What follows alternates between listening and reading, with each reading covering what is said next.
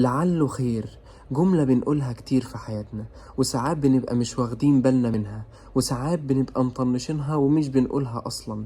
بس اللي عايز أقولهولك إن الجملة ديت لازما تقولها ولازما تكررها في كل المواقف اللي بتحصل في حياتك.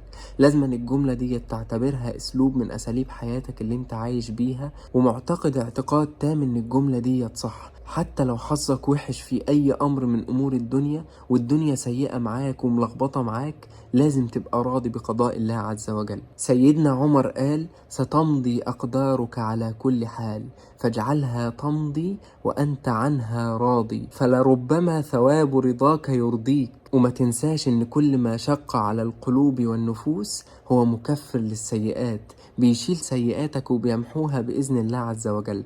أي حاجة بتضايقك، أي حاجة بتخنقك، أي حاجة بتعصبك، أي حاجة بتيجي عليك وانت حاسس إن هي بتيجي عليك، ربنا سبحانه وتعالى بيجعلها مكفرة للذنوب، بيجعلها تمحو الذنوب بإذن الله عز وجل، عشان يجزيك بها خير ويبدل سيئاتك كلها الحسنات. فاصبر أخي الحبيب، إن العاقبة للمتقين.